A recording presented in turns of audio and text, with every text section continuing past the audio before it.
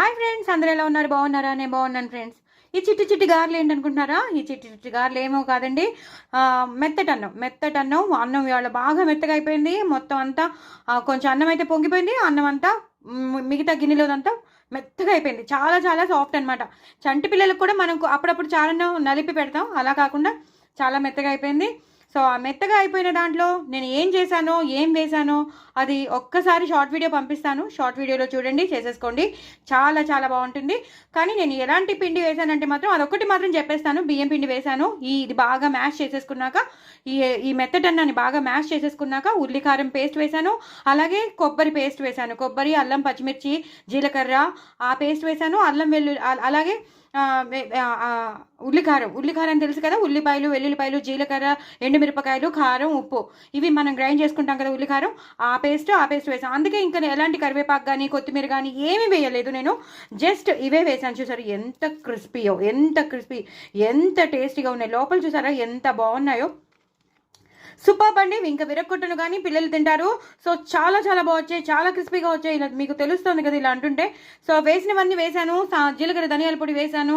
అలాగే ఉప్పు వేశాను. ఇంకా కారం ఇంకా ఎండు కారం లాంటిది సపరేట్గా వేయలేదు, ఎందుకంటే మన ఉల్లి కారంలోనే ఉంటుంది కాబట్టి నేను ఇంకా వేయలేదు. ఇవే వేశాను. చాలా చాలా, అందుకే చెప్తున్నాను, ఒకసారి వీడియో చూస్తే తెలిసిపోతుంది. సూపర్ అంటే సూపర్. నువ్వులు కూడా వేయలేదు. ఆ పచ్చి కొబ్బరి కారం, ఆ వెల్లుల్లి కారంతో చేసిన గారెలు అదిరిపోయాయి. పచ్చిమిరపకాయలు మాత్రం వేసుకున్నాను. సూపర్. జీలకర్ర కొంచెం వేశాను, అంతేనండి. ఇంకేం వేయలేదు. పసుపు వేశాను. ఇలా చక్కగా వేయించేసుకున్నాను. ఇంకా ఎలాంటి వేరే ఏ కారం కానీ ఎలాంటి పిండిలు వేయలేదు. ఒక బియ్యం పిండి, అలాగే కొంచెం బొంబే రవ్వ, అంతే. అవే వేసి చక్కగా ఇలా గారెల్లా చేసేసాను. సూపర్.